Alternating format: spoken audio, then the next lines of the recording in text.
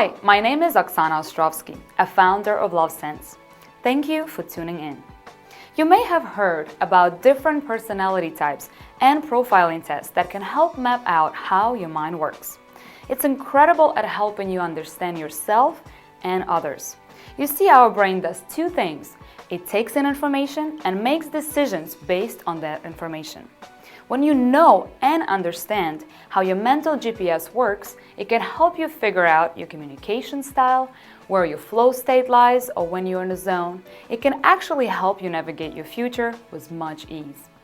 I would like to share an interview that I did with a co-founder of Genius Awakening, Antonia Dodge. Genius Awakening is a personality profiling system that takes traditional academic personality profiling methodology to the whole new level, helping you in figuring out why you do the things that you do, your decision-making processes, and your genius. She has over 10 years of experience in applied psychoanalytics. She profiled hundreds of people and consulted for companies such as Zappos, Oracle, Hot Topic Media, and many others. In this interview, we will be talking about different personality types, communication tools, relationship dynamics, and much more. Like and share this information with your friends and family, and let me know how you liked it by sharing your thoughts on my Facebook page. Enjoy! Welcome, Antonia. Thank you for joining me today. It's a great pleasure to have you. Thank you. So without any further delay, please tell us about your story. What got you into this personality typing stuff? So, a long time ago when I was a teenager, I had a general sense that there was something fundamentally different about me. And I couldn't pinpoint it, and I didn't know what it was. And a lot of times I put it down to sort of teenage angst. Maybe it was just a general feeling that teenagers have. But it didn't feel like most other people felt the same way that I did in my age bracket. It didn't feel like other teenagers felt the same kind of sort of odd man out feeling that I did, that I had. And I ran into a book that was my first introduction to personality psychology. It was a book on Myers-Briggs, which is a pretty common personality typology system. A lot of people are familiar with it. And it was the first time that I had been introduced to this concept that people are all different. I mean, that was something that I realized, that people were all different, but it put it down into a system. It created a pattern of how people were different, and the pattern was predictable. There was a certain demographic of each of these personality types. So it wasn't just that people were different, but that they were different in predictable ways, and that other people did feel like I did. It was just a smaller percentage of people. So that was the first time I was really introduced to this concept that you could turn these differences that people have into a system, and you could predict people's behaviors. You could predict how they interacted with each other. You could predict, who was going to gel and where you get miscommunications, and that was just infinitely fascinating to me. I just instantly became obsessed. So from that point on, I read everything I could get my hands on. And there's no real college course for personality psychology, so it's something that you basically have to self-educate. But there's a lot of information out there about, the basically sort of the godfathers of this. Carl Jung is one of them. He's the very famous Swiss psychologist of the last century. And there's the philosophies that go all the way back to, like, the I Ching, and that's where we get our Enneagram. Carl Jung is where we get Myers-Briggs. So there's a lot of really great history on all of these typologies and sort of psychobabble or pop psychology that there's rooted in a lot of archetypes that we've seen throughout the centuries, and all of the predictable patterns hold true till now. So it was just something that basically ingested everything I could get my hands on. So that's sort of where I started out. Fascinating.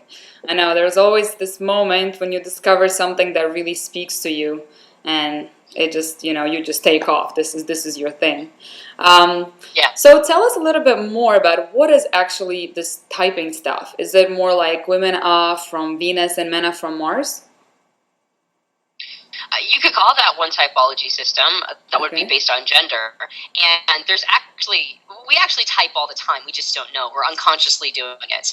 We type other people based on what they're wearing, their age, bracket, their gender is a big one, maybe their social status or their economic status. So we type people all the time.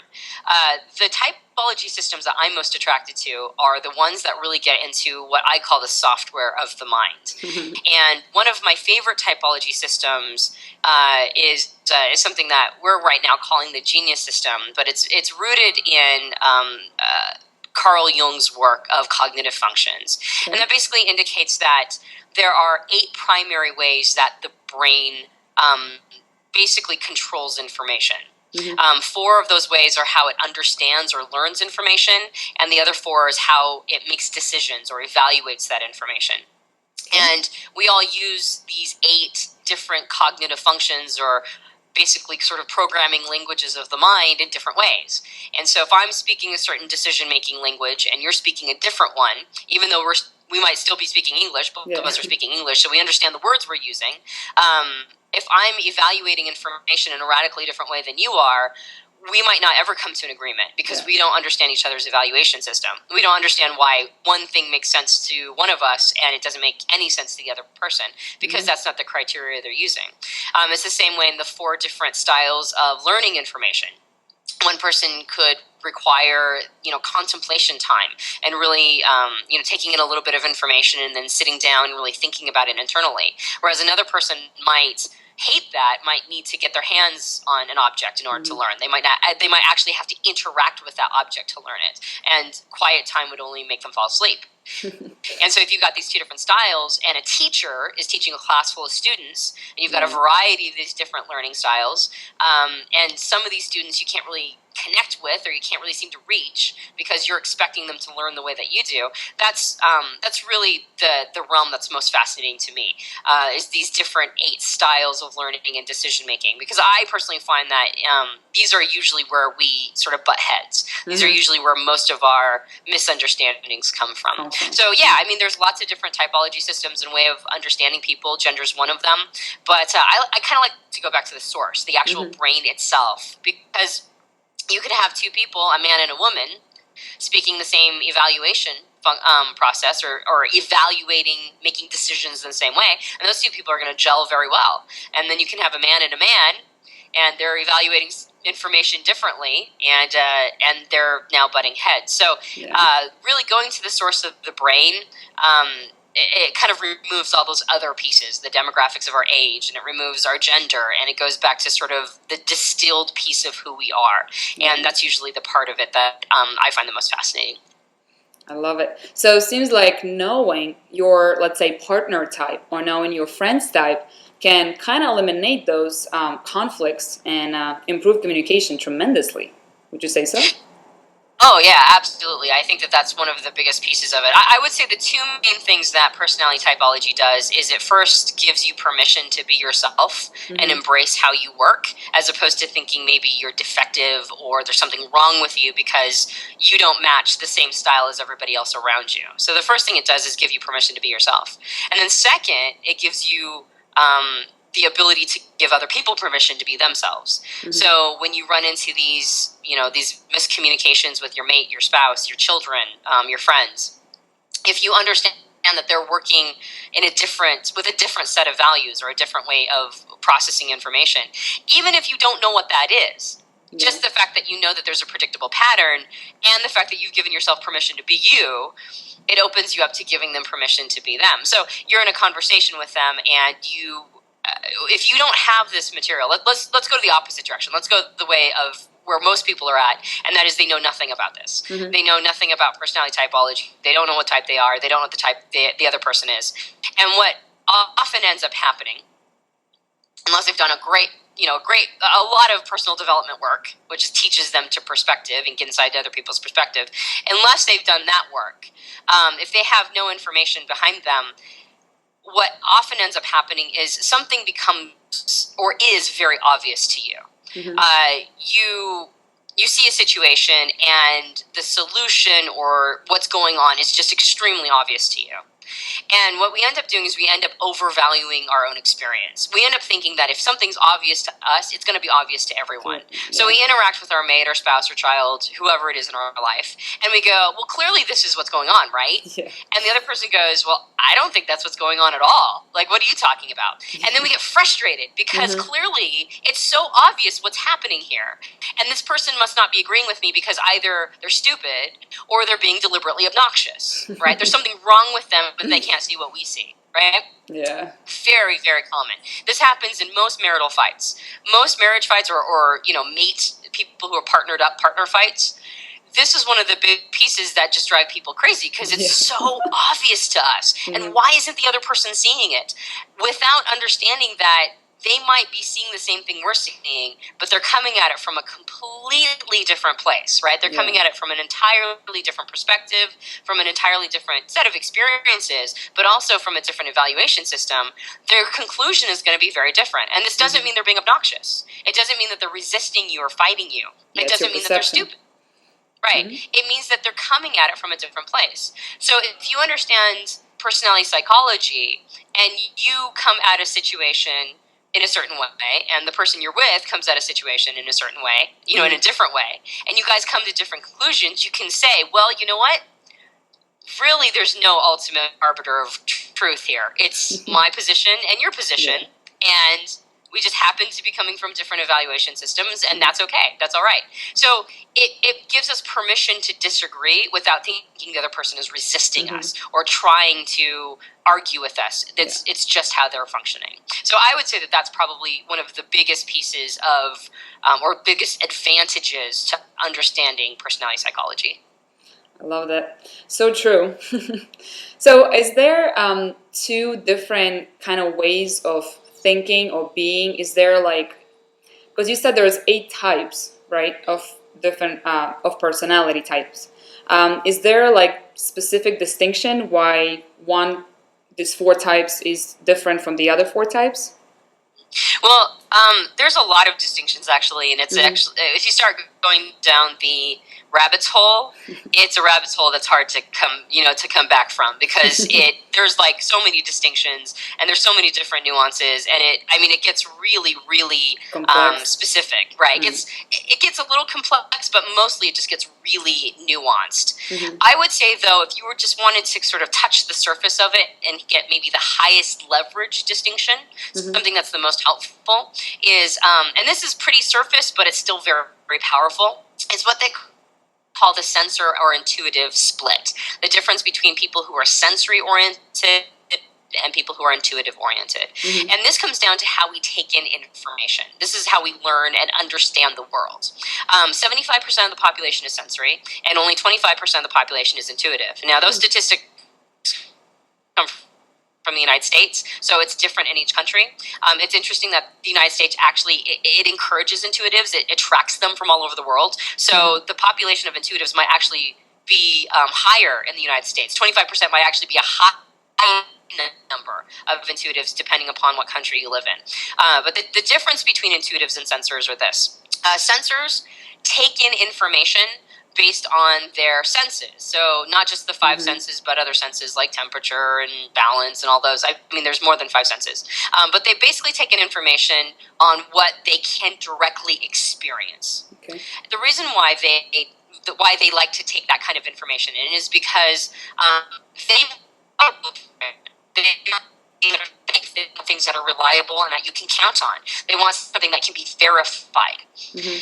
On the other hand, there's that percentage of the population, 25% in the United States, which is intuitive. And intuitives, by definition, want to know what is unknowable.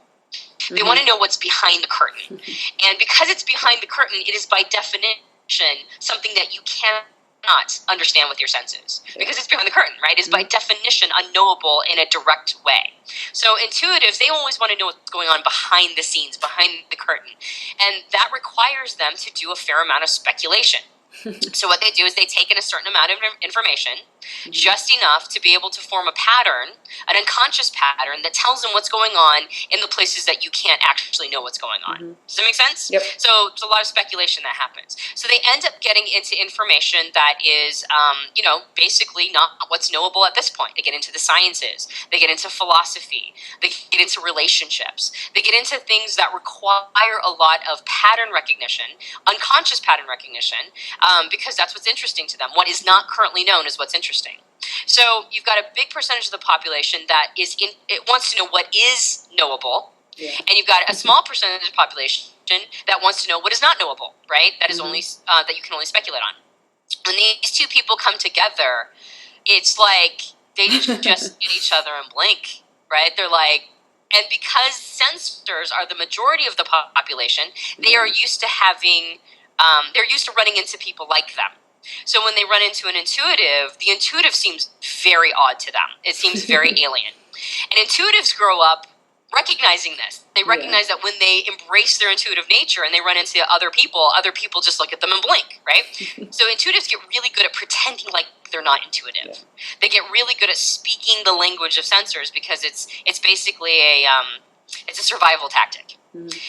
This can be sort of seen the same way as like right-handed, left-handed people. And it's actually kind of the similar numbers. Majority of people, 75 to 80% of people are right-handed, and a small percentage are left-handed. And left-handed people, they become ambidextrous for survival, right? Because the world is made for right-handed people. So they learn to use right-handed scissors, and they learn to use right-handed tools. They have to, because the world is designed for right-handers. It's the same thing with sensors and intuitives. The world is designed for sensors. We create templates for how you're supposed to be a good citizen. We create these basically pathways of living that suit the sensor style. And intuitives learn to become like sensors because that's the way that they, they can survive, right? But underneath it all, they know that they're not the same, right? They know they're intuitive. They know that they are not like one of these things just doesn't belong here, right? And so that's them. That's the one. And so when intuitive runs into another intuitive, it's like they've hit the mothership, right? Like they do the Vulcan mind meld, and they're like, I want to talk to you forever. And the other person goes, I want to talk to you forever. And they don't realize it's because intuitives, since speculation is such a big part of how they understand and learn information, talking to another intuitive that will speculate with them is a need they have. It's like food for them. It's nourishment. So they end up running into these other intuitives, and they instantly become best friends, right? They're BFFs forever. and they don't really understand what's going on. They just know that they aren't like most people. Well, if we could get this understanding into the public consciousness, and this is a really easy one. We're talking about like way scratching the surface of all of this, of personality psychology. This is very, very, very simple, but very high leverage. Can you imagine if everybody understood this piece of information? If two sensor parents had an intuitive child, and these two sensor parents are looking at their kid and they're like, man, I think this kid's broken, right? Like there's something fundamentally wrong with this child. If they instead went, this kid is really different from us, I wonder if they're an intuitive. That would revolutionize parent-child relationships. The same thing with schools. If you've got this kid in class that the teacher, who's a sensor, does not understand and does not get, if the teacher, instead of like calling the parents and going, man, I think we have some behavior issues, or I think we've got some problems here, if the teacher went, I wonder if this kid's intuitive, they might have special needs or different needs. That would revolutionize education as well. And it's the same thing with relationships. If people understood, just this tiny little difference, it would really change everything.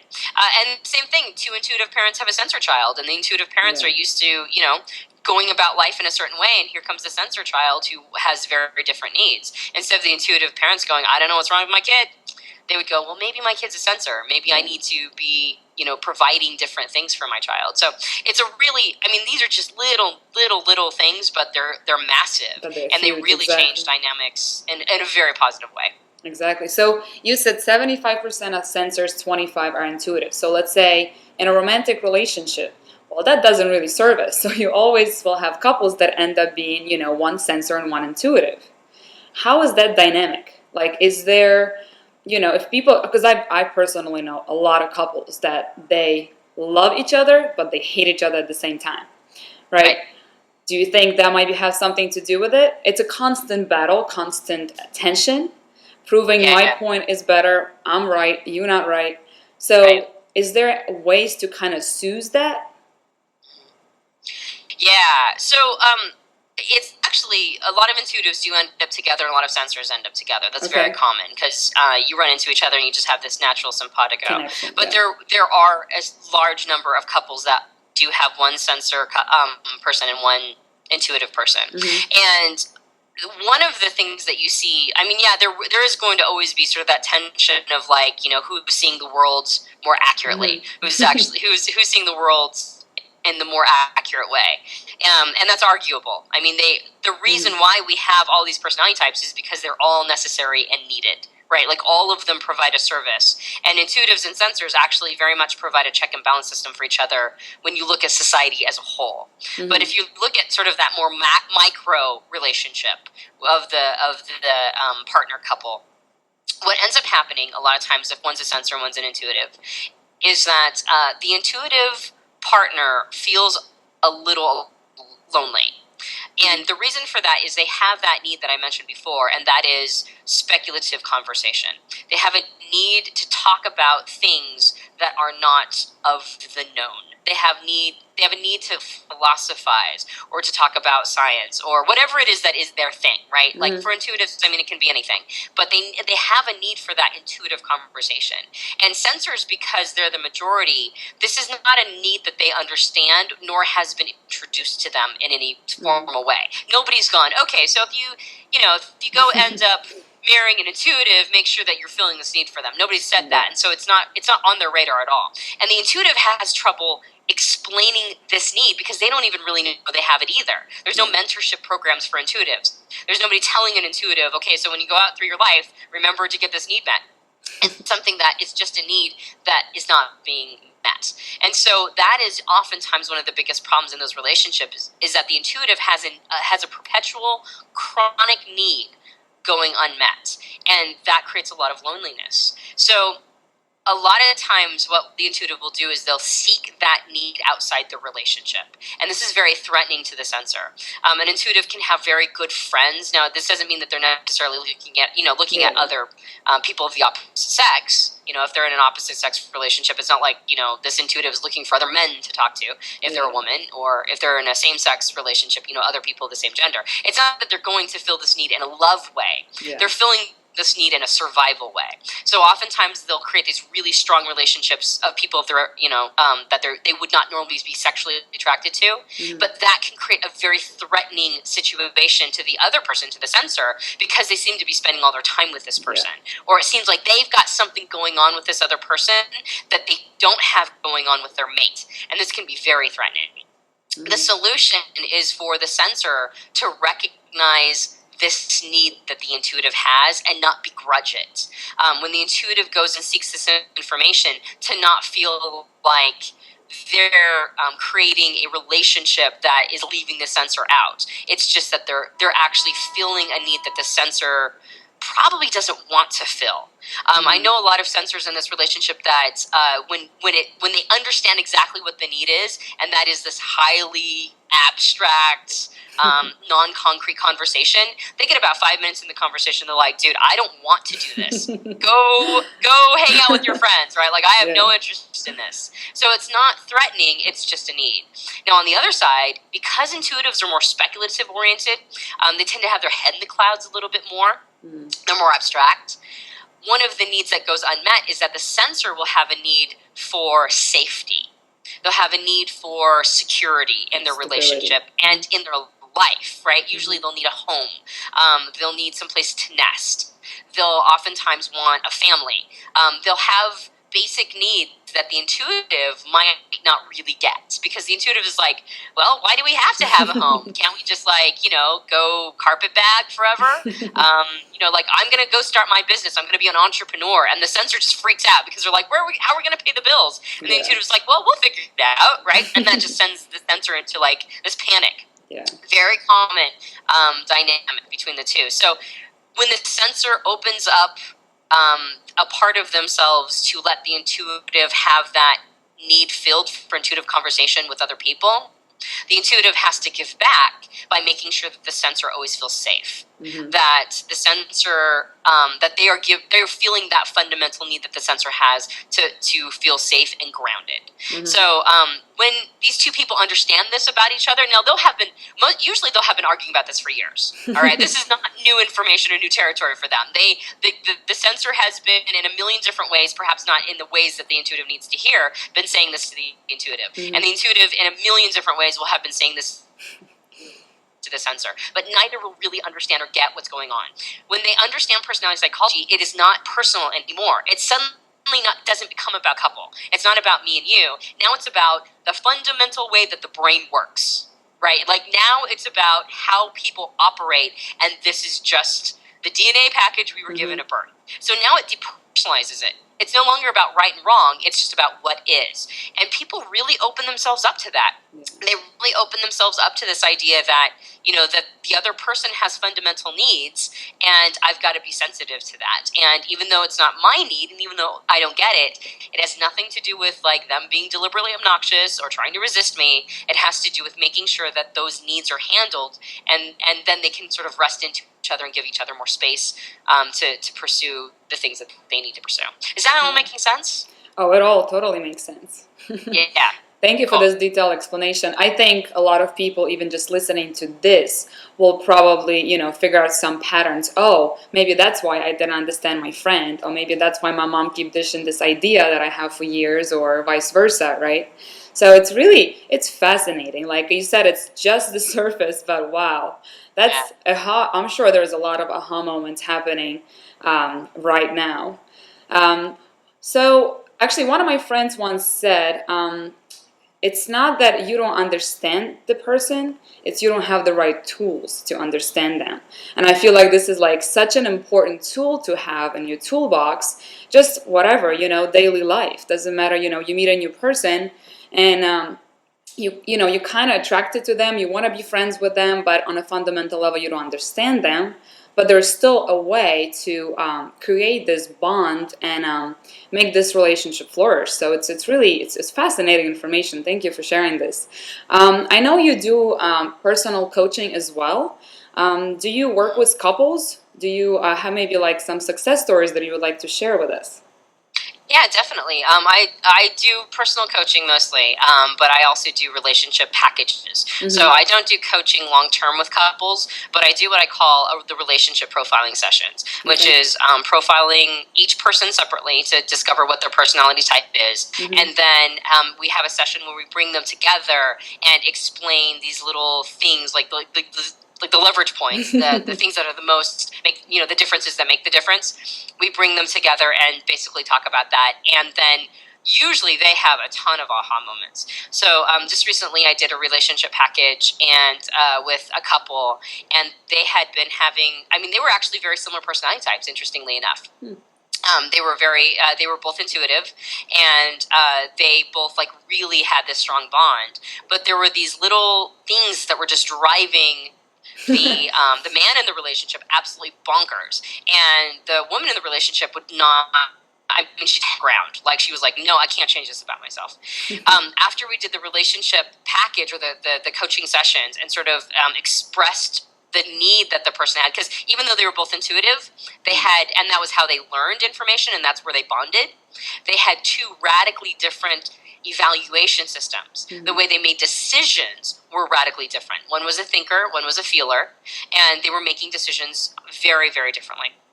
So he couldn't understand why she was making the decision that she was, and she couldn't understand why he couldn't understand why she was making the decision she was, right? It was just this cluster of you shouldn't. And of course, when we're making decisions and evaluating, the word "should" always comes into it, right? You shouldn't be making decisions the way that you are. You shouldn't be evaluating it this way.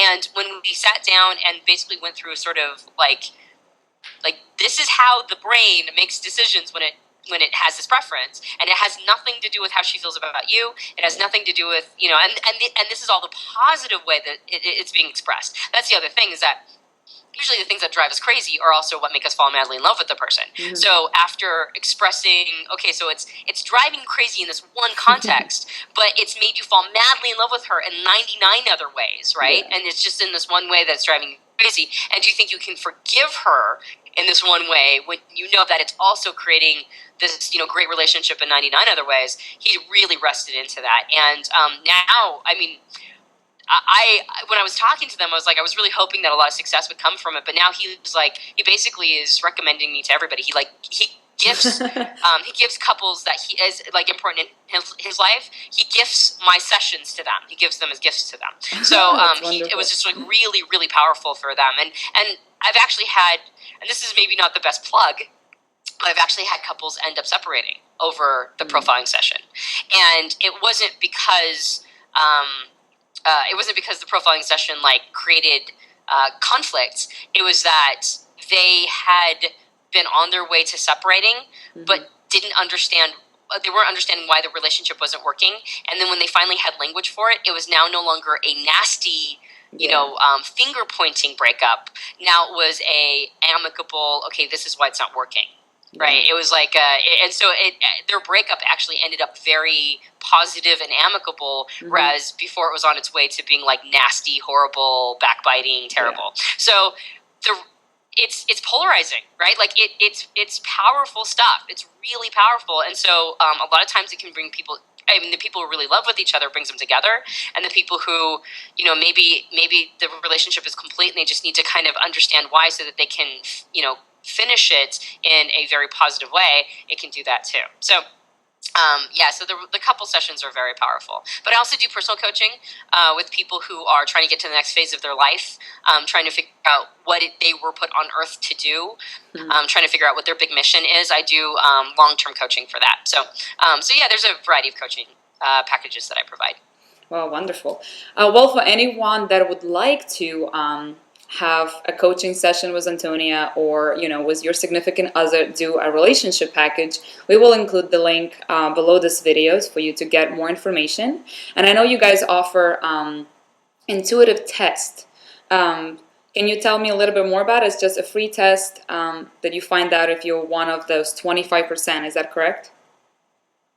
Yeah, it's just free. I mean, I think it's 11 questions. It's really simple, and it is a short little fun assessment that indicates whether or not you have a sensory or an intuitive preference. Well, I think if everyone kind of just does that, right, understanding even in your family, everyone just goes through this and oh, well, now I know why you said this. Right? Yeah, exactly. And then it has a little write-up, or actually I believe it's